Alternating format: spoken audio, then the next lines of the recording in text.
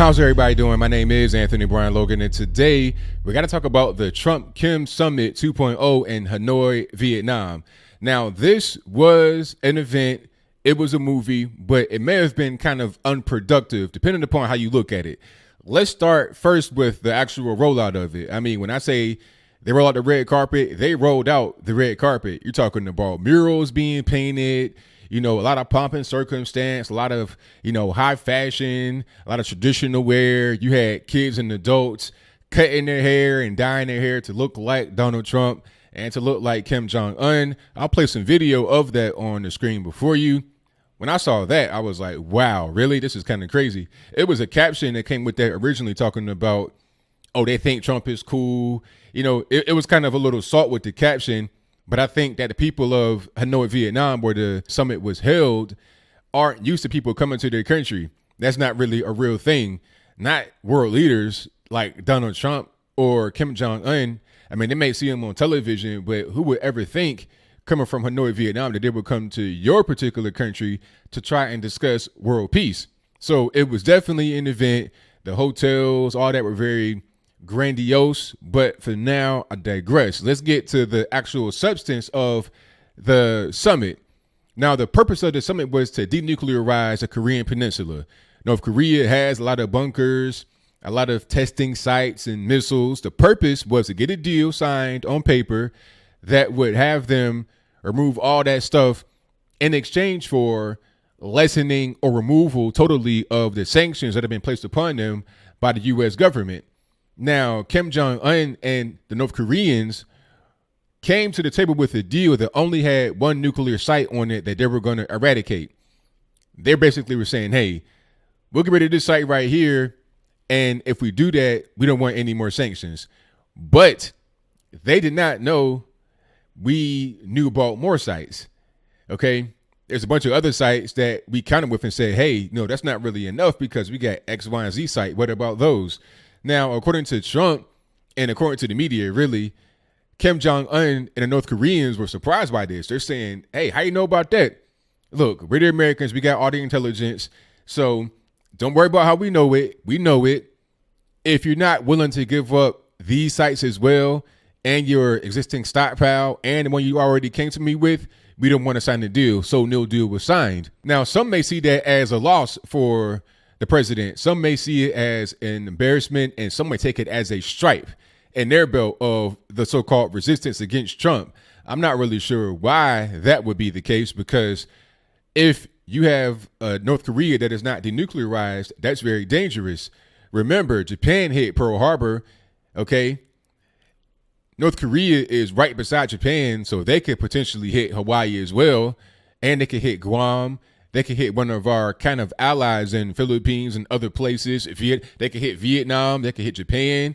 So we don't want North Korea to have nuclear weapons. So I don't think anybody should look at Trump and the United States government failing to come to an agreement here as some kind of victory for them. It should not be seen as a loss either, because we've already been able to get them to stop the active testing of missiles, shooting them in the air. At the end of Obama's term, he was doing that all the time, constantly. Into Trump's first part of the term, he was doing that constantly. But then Trump came with some very harsh rhetoric. He was like, look, don't do it to yourself. You're going to kill your people. You're on a suicide mission for yourself, all this, that, and the third. The Rocket Man, when he came with that talk, all of a sudden, no more testing, no more nuclear missiles in the sky. All right. Now, unfortunately, he still does have the nuclear testing sites. Now we're trying to get that done. That might be a process. I mean, you're not dealing with just a regular leader of a country. You're talking about a communist dictator and Kim Jong-un leading a starving people. So you're not talking about a regular guy. But it is good, in my opinion, that we have relations with the person. We're able to come and sit down at the table. You don't have to love the guy that you're sitting next to, like him or anything else. But as long as you're able to get things accomplished, that is what matters the most. Now, like I said, no more nuclear testing, none of that tough talk for North Koreans anymore. All we got to do now is get to the next step. There could be a Trump-Kim Summit 3.0. I mean, I'm not sure. The door is still open for it. He walked away from the table, Trump that is, on a good note, in my humble opinion. I don't think there's any kind of malice there. no kind of hatred or anything like that. You just have two sides that were unable to reach an agreement. And things like this are going to take a while. This is not going to be something you could just do in a day. It's going to be a while, and I think that we're ready for it. One more thing that was mentioned was Otto Warmbier. Remember him? The young man that was taken prisoner in North Korea and wound up having some type of injury happen, and he came back basically brain dead and passed away shortly thereafter.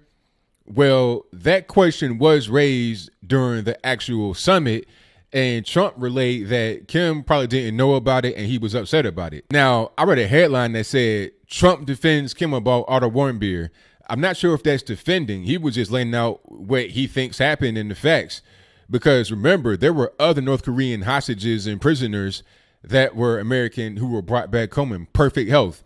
Nothing wrong with him at all. In the case of Otto Warmbier, it's still unclear what happened. I mean, what would actually make a person live or have that type of condition when they come back from being in prison? I don't know. Why just him and not anybody else? Who knows? I just don't really understand. I don't know. I don't think Trump knows either. And I'm not really sure that Kim Jong-Un knows.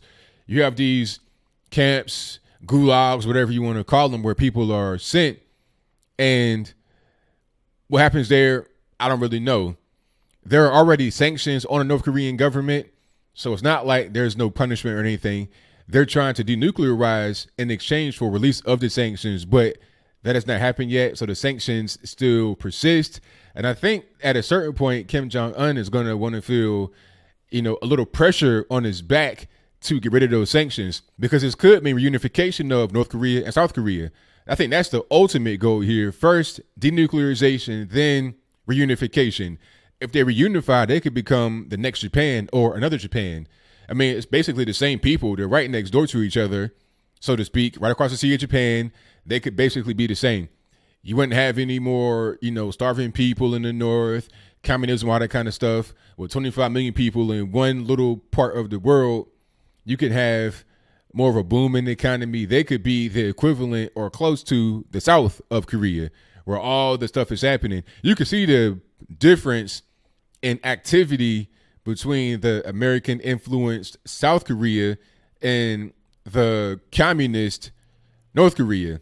Is pretty stark. So if you were to eliminate that DMZ, have it be open, officially end the war, which is what we're trying to do right now under Trump, thanks to him and thanks to everybody that's involved, you would have a much better country as one whole overall. Now, China may not like that because they want kind of a buffer zone between them and the U.S. It doesn't really matter because at the end of the day, what's better for the North Koreans?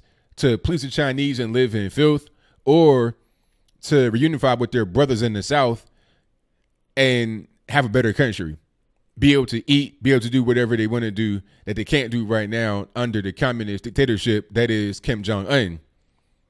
So that is pretty much all I got. What say you? Do you think that the conference was a failure? Was it a success?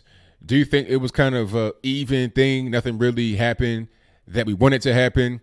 Will there be another Trump-Kim conference 3.0? Where is it going to be next time? The first time it was in Singapore. The second time it was in Hanoi, Vietnam, which is the most recent one that just happened yesterday. Where's the third one going to be? It could be, put it in Beijing. That'd be hilarious. And you can have Xi Jinping, Vladimir Putin. You can have Moon Jae-in and Kim Jong-un alongside Donald Trump all at the table. I mean, that actually makes sense, really, Beijing, because you have at North Korea's northern border, both China and Russia. To the south, you have South Korea, obviously, and South Korea is heavily American influenced. So to have all those leaders at one table would make sense because they all have the interest in what happens in North Korea. I think North Korea will ultimately be the one that benefits the most from it. So whatever your comments are, please let me know in the comments below. And that's all I got to say for this video. If you like what you heard, please comment, rate, share, and subscribe. Peace.